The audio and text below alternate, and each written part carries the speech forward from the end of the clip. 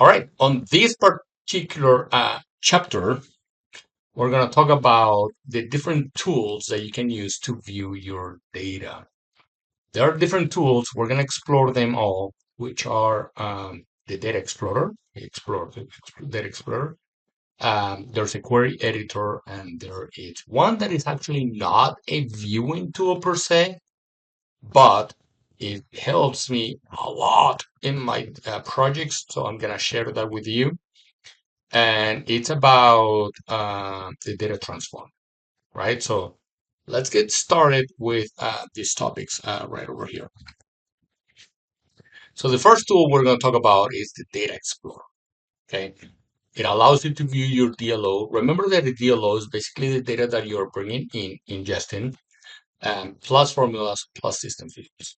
So there's no way to actually view the data stream itself.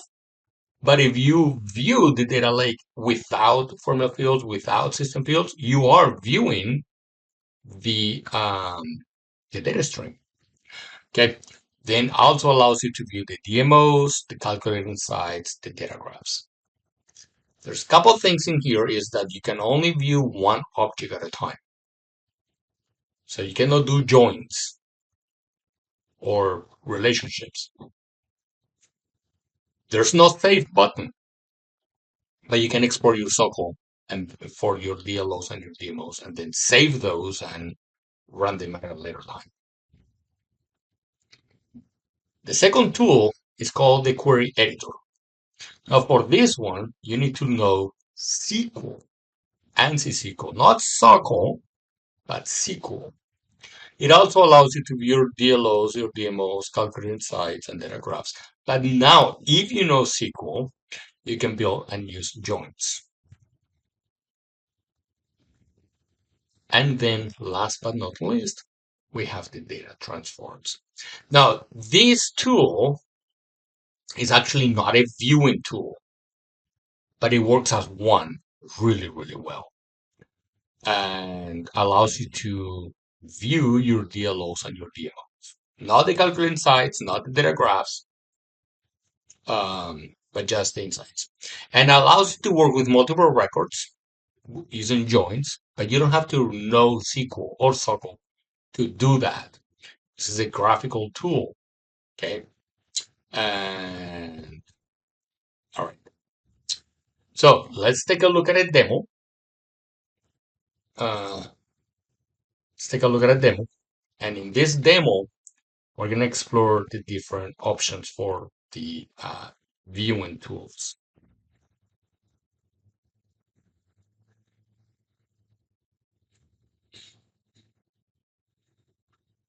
All right, so we had these from the previous chapter. We can close that. Go to Data Cloud. There is one thing here which is called the Data Explorer. Okay, you want that that tool. This tool will allow you as well. First of all, you select the data space. Then you select which data lake object, which data model object, DLO, DMO, calculating sites, or data graph you want. So we're going to go into a data lake object, and we're going to choose, let's say, contact. We can see in here that the contact object has 66 fields. But from here to here, you can only view 10 in this particular tool. Fortunately, you can indicate which 10 columns you want to view. So let's say just to work with this data, I don't want the assistant's name, I don't want the birthday, I don't want the business facts, right? So let's do that. I want to go into the edit columns. I don't want the assistant name. I don't want the birth date, business facts. Okay. Now that I have removed 3 of them, I could add 3 more. So creator by ID, creator date, customer ID. Right. So now I have back to 10. If I try to add another field, it will tell me here that you can only view, it will show me right over here that you can only view 10 records, 10 fields. Okay. You can select which ones you want. All right. So once you have done that, you click done and you see some of the data over here. The other thing that is important here is that from top to bottom, you can only see 100 records. Which ones you view are configured with the filter. Okay. All right. So we can say in here,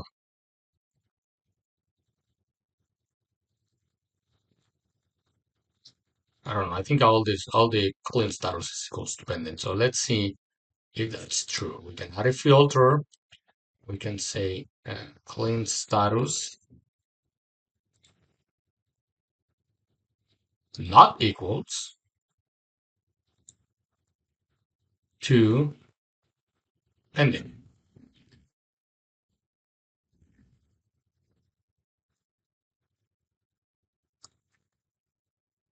All right, no records, which means all of them were pending, right? So you get the idea from here. And once you have configured which columns you want, which field, which rows you want, then you're gonna click on this save button. You don't see a save button here? Good, because there's none. But what you can do is you can actually use the copy SOCL and export this particular query here. So I'm going to copy that and I can run this. I can run this in any tool that allows me to run SOCL. Which tools allow me to run SOCL? Data loader for once, Workbench, VS Code, um, Developer Console. So we're going to use the Developer Console to execute this query. Let's go back to a demo. I'm going to copy that and I'm going to go into the Developer Console.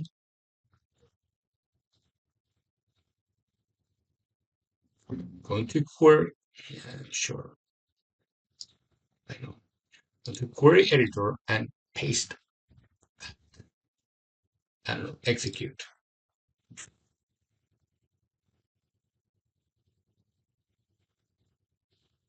Oh, wait, hold on. This is still the query that had the pending. Let's actually get rid of that filter. So I'm expecting something else. I'm expecting 100 records. All right, so here we can see that we are actually getting 100 records. But that's because we have a statement here, which is limit 100. We actually get rid of that. We can run it again. And now we see that in our database, now be careful because of course if you have millions of records, it's gonna crash. Cannot support more than whatever number of thousands of records that is. But in my case, I have 500, so 500 is good.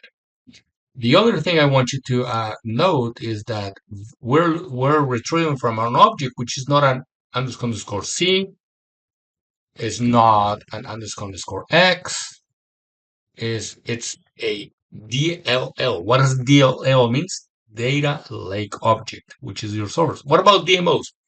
Good question. That will be a DLM. All right, that is the data transforms. There's another tool, another kind of really good hint or tip to know is that in here in Data Cloud, there's a lot of tabs. We can use the Data Cloud, the app launcher, the tic-tac-toe, and look for something which is called a query editor. In the query editor, you're going to create a workspace. What the workspace does is allows you to create multiple tabs. We have one right here, but you can have more than one with your queries. And these queries are SQL. And once you build that and you're happy with that, you can save this workspace. So here, the way you work with this is, let's take a look at a data model. Let's look at the individual. The individual, you can create a query asterisk. It creates a new tab. Notice the query here. Select star from, right? This is SQL, not SQL. And I can just run that. And once I have made changes to it, I can save it. I can actually create very, very complex SQL statements here. If you know SQL, then you know joins and all that stuff. You can write all that here. But you have to know SQL and you have to write it down here, which leads me to my third tool. So let's take a look into the third tool, which is called the data transforms. So when we go into a data transform, we can create a new transform, and it's a batch transform, and this is gonna be on your data model objects. Select it. All right. In here, we're gonna select an object. We're gonna look for something which is called the sales order. Okay, we can select which fields we want. For now, I just want all of these. We can then create a join to an individual.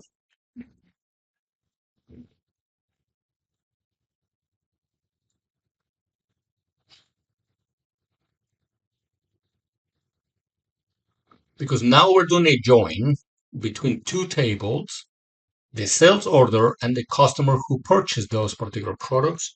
So we can go and make an inner join, but we can specify which fields we want. So from the sales order, I want the sold to customer. There's a field called sold to customer, indicates what was the customer that sold it. This is the foreign key pointing to the individual. And on the individual, I just want the ID. So that would be the individual ID. Click apply, click add, click apply. All right. So in here, in just a couple of seconds, I will be able to view a preview of my data, my join. I can drop columns that I don't want. I can do filters. So I can do some transformations to drop those columns. I can add some filters, maybe do some aggregates to do counts. Okay, there's a lot of things that I can do in here. There's a very important element of the data transform, which is the output, because this tool transforms from one shape to a different shape, or maybe combines two of the tables together to output a third table. Right, so the output is very, very important. Actually, if we don't add it, we try to save this. Let's give it a name of test. Click save. Says that we must have the output. So once you have built all of these things and you're really happy with it, and it has taken you a lot of time, can you save that? Well, actually, the answer is yes. There is a way to save this. It's kind of hidden. Is that you can download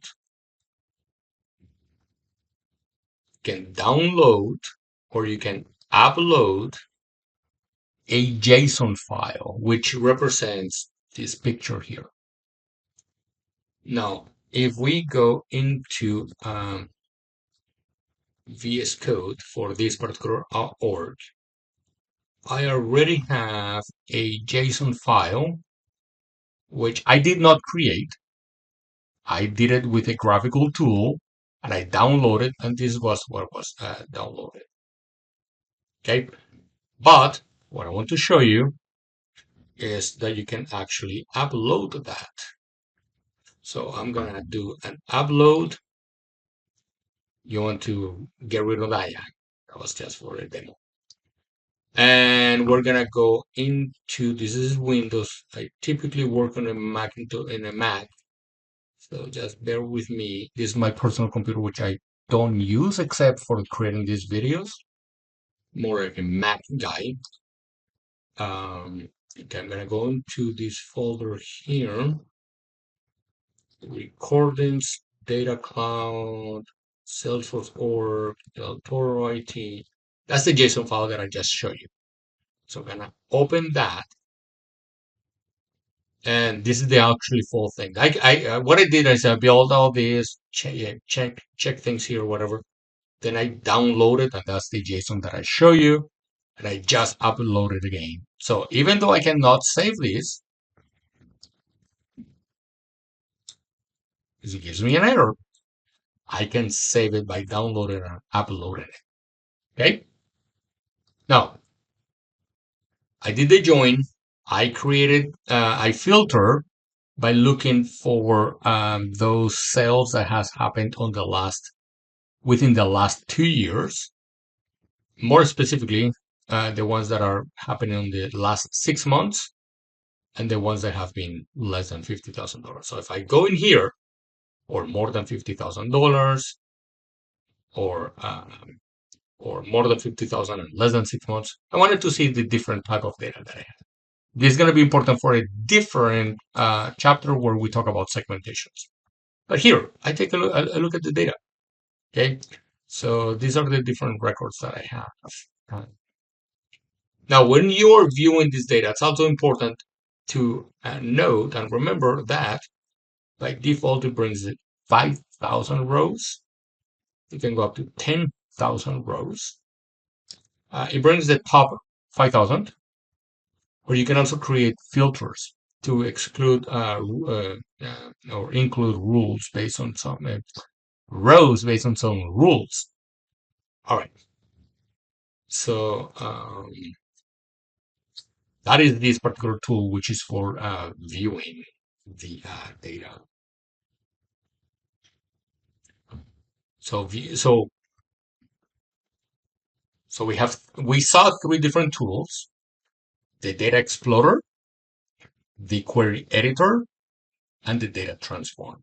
I personally, if you go through my Medium articles and you read the book that I created, you'll see and understand the importance of the Data Transform, because I use this tool a lot to when I'm doing the explanations of how we're getting this data and not that data. I use a lot of the Data Transform for that. Okay, all right. Let's go back. I think I have a couple more things to talk about. All right, so here we have a table that has information about orders and who purchased that order and what was purchased on that particular order. So, but all that data is mixed. What we want to do is we actually want to separate it into two different tables, because we have multiple rows for the same order, because there were multiple products that were purchased in each order. We need to split that. So we can use that split, or we can use the data transform to do that particular split and create later our data transforms. So here we are going to be getting information from the sales transactions. We can actually check the data, make sure we're loading the right data. We can calculate some row level values. Then we remove duplicates and calculate totals by doing an aggregate. We recover the date value. So we bring the original date from the sales transaction, because you cannot group by dates. They're like kind of milliseconds or whatever, kind of doesn't make sense. So they don't allow you, or back then when I created this project, it didn't. Things change so much that is possible nowadays. We clean some fields. I have another check. Remember, we can use this tool to view your data. You drop some columns that you don't want in the output, and then you use the data export, which writes the result of this into a DLO, which will then be mapped. And that DLO basically um, is going to look like this. So we have the fan ID, the order ID, sum of line price, how much was purchased on this particular order, and the date that it was purchased. All right. So thank you so much for watching this particular chapter. Hopefully you enjoy it. Hopefully you're enjoying the series of chapters that I have created for you on Data Cloud. Please subscribe to the video, like the video, read my blogs, follow me on LinkedIn, and if you want to, I will really appreciate if you buy me a virtual cup of coffee. If you're interested in any of these, the links are on the screen. So thank you so much, and I'll see you next time.